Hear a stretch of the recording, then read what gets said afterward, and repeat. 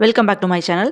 இனியாவை தேடி நிதிஷ் வந்து ஹோட்டலுக்கு வரான். அங்கே போய் பார்த்தா இனியா ஆகாஷோட பேசிகிட்டு இருக்கிறத பார்த்த உடனே நிதிஷ் வந்து ரொம்ப கோவப்படுறான். அதுக்கப்புறம் ரெண்டு பேருமே சேர்த்து வச்சு அநாகரிகமாக வந்து பேசிகிட்டு இருக்கான் நிதிஷ். இந்த விஷயம் எல்லாத்துக்கும் தெரிஞ்ச உடனே எழிலும் செழினும் ரெண்டு பேரும் செம்மையாக வந்து கோவப்படுறாங்க. அதுக்கப்புறம் அவங்க என்ன பண்ணனாங்க அப்படின்றது தான் இப்போ டீட்டெயிலாக நம்ம பார்க்க போகிறோம்.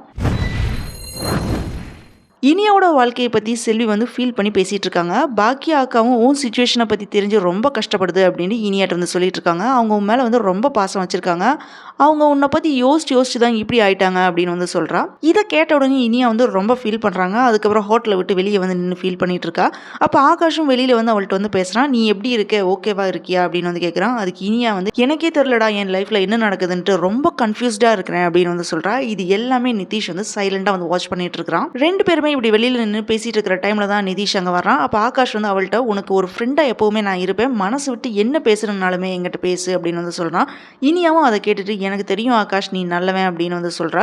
அதுக்கப்புறம் ரெண்டு பேருமே எகெயின் ஹோட்டலுக்குள்ளே போகிற டைமில் கரெக்டாக நிதிஷ் அங்கே வந்துடுறான். இனியாவும் ஆகாஷும் அப்படியே ஒரு செகண்டில் வந்து ஃப்ரீஸ் ஆயிடுறாங்க. இந்த மாதிரி நிதிஷ் வந்த உடனே நிதிஷோட ஆட்டிடியூட் எப்படி இருக்குன்னு பார்த்தீங்கன்னா, நான் இப்போ வர டைம்னு தெரியாமல் ரொம்ப சில்லாக வந்து வாக் பண்ணுறீங்க போல இருக்குது அப்படின்னு கேட்குற மாதிரி வந்து இருக்குது. உங்களுக்கு எப்படி ஃபீல் ஆகுது அப்படின்றத வந்து கமெண்ட்டில் சொல்லுங்கள். அவனை பார்த்தா இனியா வந்து அப்படியே வந்து ஷாக் ஆகிறாங்க. அதுக்கப்புறம் நிதிஷ் என்ன சொல்கிறான்னா, உன்னை தேடி ஆஃபீஸ்க்கு போனேன், அங்கே நீ இல்லாதனால நேராக நீ இங்கே தான் வந்திருப்ப அப்படின்னு எனக்கு தெரியும், அதான் நான் வந்து உன்னை பார்க்க டேரெக்டாக இங்கே வந்துட்டேன் அப்படின்னு வந்து சொல்கிறான். டெய்லியும் உன்னை எக்ஸ்லவர் வந்து பார்க்கறதுக்காக வேண்டி இங்கே வந்துடுறான் போல அப்படின்னு வந்து கண்ட மணிக்கு வந்து பேச வந்து ஸ்டார்ட் பண்ணுறான். இதனால கடுப்பாகிறா இனியா.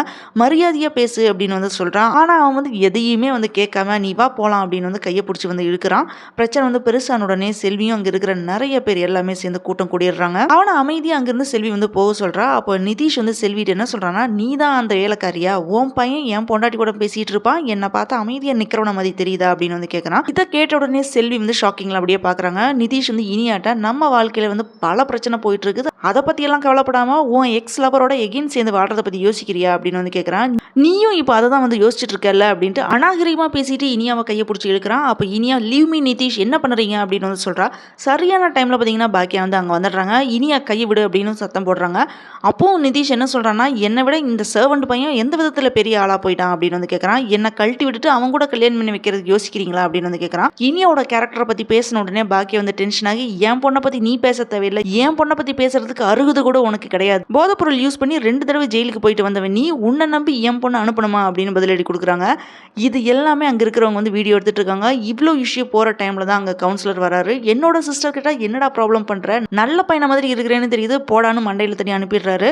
அதுக்கப்புறம் செல்வி பாக்கியாட்ட என்னாச்சக்கா இனியா ஓகேவா அப்படின்னு வந்து கேட்குறா. இந்த மாதிரி இஷ்யூ எல்லாமே முடிஞ்சதுக்கப்புறம் வீட்டுக்கு வரா பாக்கியா. நடந்த விஷயத்தை எல்லாத்தையுமே வந்து சொல்கிறா. நிதிஷ் வந்து ரொம்ப ஓவராக பண்ணனா, அவன் இனியா கையை பிடிச்சி இழுத்துட்டு அந்த கூட்டத்தில் வந்து இன்சல்ட் பண்ண வந்து ட்ரை பண்ணனா. லாஸ்ட்டில் பார்த்தீங்கன்னா கவுன்சிலர் வந்து தான் இந்த சிச்சுவேஷன் வந்து கிளியர் பண்ணாரு அப்படின்னு வந்து சொல்கிறாங்க. இதை கேட்ட உடனே ஆத்திரமடைகிறாங்க. செலியனும் எழிலும் போலீஸில் போய் கம்ப்ளைண்ட் கொடுக்கலாம் அப்படின்னு வந்து சொல்கிறாங்க. அப்போ எழில் என்ன சொல்கிறான்னா, நீ கரெக்டாக சொல்கிறான், அவன் என்ன மனுஷனானு புரிய வச்சிடலாம் அப்படின்னு வந்து சொல்கிறான். ஆனால் ஈஸ்வரி என்ன சொல்கிறாங்கன்னா, இன்னும் ஸ்டேஷனுக்கு தான் இனியா வந்து கூட்டிகிட்டு போகல, அங்கேயும் போகணுமா அப்படின்னு வந்து சொல்கிறா. அதுக்கப்புறம் வெளியில் போயிட்டு வரோம் அப்படின்னு சொல்லிட்டு ரெண்டு பேருமே வந்து கிளம்பி போயிடுறாங்க. டேரெக்டாக சுதாகர் வீட்டுக்கு போய் வெயிட் பண்ணிட்டு இருக்காங்க. அப்போ நிதிஷ் வந்து கார்லேருந்து இறங்கி வந்து, என்ன உங்கள் தங்கச்சியை நான் கையும் கிளம்பாமல் பிடிச்சிட்டேன்னு தெரிஞ்ச உடனே வந்துட்டீங்களா, அவளை வந்து ஏற்றுக்க அப்படின்னு சொல்லிட்டு கெஞ்சி வந்துட்டீங்களா அப்படின்னு ரொம்ப திமிரில் வந்து கேட்குறான். அப்போ பலார்னு ஓங்கி எழில் வந்து அடிச்சிடறான். அப்போ செலினும் அவங்க கூட சேர்ந்து அடிக்கிறான். ரெண்டு பேருமே சேர்ந்து நிதிஷ் வந்து பொழந்து எடுத்துடுறாங்க. அடிக்கிற சவுண்டு கேட்டு சுதாகரும் சந்திரிகாவும் ரெண்டு பேரும் ஓடி வராங்க. அடிக்கிறத பார்த்துட்டு ஐயோ என்ன நடக்குது இங்கே அப்படின்னு சந்திரிகா வந்து சொல்கிறா. அவரை விட்டுடுங்க, எதா இருந்தாலுமே பேசலாம் அப்படின்னு சொல்கிறாங்க சுற்றி இருக்கிறவங்க. லாஸ்ட்டில் எல்லாருமே வந்து தடுத்துறாங்க. ஏன் தங்கச்சிக்கிட்ட வந்து பிரச்சனை பண்ணுவா, நாங்கள் பார்த்துட்டு சும்மா இருக்க சொல்லுவீங்களா அப்படின்னு கூட்டத்தில் இருக்கிறவங்கள பார்த்து வந்து கேட்குறான். உடனே சுதாகர் என்ன சொல்கிறாருன்னா, நடந்த பிரச்சனைக்கு வந்து நான் மன்னிப்பு கேட்குறேன், என் பையனை விட்டுடுங்க அப்படின்னு வந்து கெஞ்சுறான். அதுக்கப்புறம் நிதிஷை வந்து ஸ்ட்ராங்காக வந்து வார்ன் பண்ணிட்டு அங்கேருந்து எழிலும் செழிலும் போயிடுறாங்க. இவங்க போனதுக்கப்புறம் சந்திரிகா வந்து என்ன சொல்கிறாங்கன்னா, என் பையனை அடிக்கிறத பார்த்துட்டு சந்தோஷப்படுவீங்களா அப்படின்னு சுதாகர்கிட்ட வந்து கேட்குறாங்க. இனிமே இந்த பிரச்சனையை வந்து நான் பார்த்துக்கிறேன், யாரையும் சும்மா விட மாட்டேன் அப்படின்ட்டு ஆவேசமாக வந்து சொல்கிறாங்க. உடனே கமிஷனர் ஆஃபீஸில் வந்து கம்ப்ளைண்ட் பண்ணுறாங்க. நாங்கள் இம்மீடியட்டாக வந்து ஆக்ஷன் எடுக்கிறோம் மேடம் அப்படின்னு கமிஷனர் வந்து சொல்லிடுறாரு. அதுக்கப்புறம் கோபிக்கு கால் பண்ணி பாக்கியா செலின் எழில் இந்த 3 பேரையும் கூட்டிட்டு கமிஷன் ஆஃபீஸ்க்கு வாங்க அப்படின்னு வந்து சொல்கிறாங்க. அப்போ பாக்கியா என்ன சொல்கிறாங்கன்னா, வாங்க இந்த மேட்டரை வந்து நம்ம ஸ்ட்ராங்காக வந்து ஹேண்டில் பண்ணலாம், இப்போ தான் முடிவெடுக்க வேண்டிய நேரம் அப்படின்னு சொல்லிட்டு எல்லாருமே கமிஷன் ஆஃபீஸ் போகிறாங்க. இதுக்கப்புறம் பாக்கியலட்சுமி ஃபேமிலியில் வந்து என்ன செய்ய போகிறாங்க அப்படின்றது தான் நம்ம வெயிட் பண்ணி பார்க்கலாம். இனியாவோட மோசமான கல்யாணம், அதே மாதிரி அவங்க லைஃப்பில் நடந்த தப்பு எல்லாமே இனியாவுக்கு வந்து ஜஸ்டிஸ் கிடைக்க ஆரம்பிச்சிருச்சு. இப்போ எல்லாருமே இனியா சைடில் வந்து இருக்காங்க. அவங்களுக்கு உரிமையும் மரியாதையும் வந்து கிடைக்கும் அப்படின்னு ஸ்ட்ராங்காக நிற்க ஆரம்பிச்சிட்டாங்க. எழிலும் செலினும் 2 பேருமே சேர்ந்து போல்டாக வந்து ஆக்ஷன் எடுத்திருக்காங்க.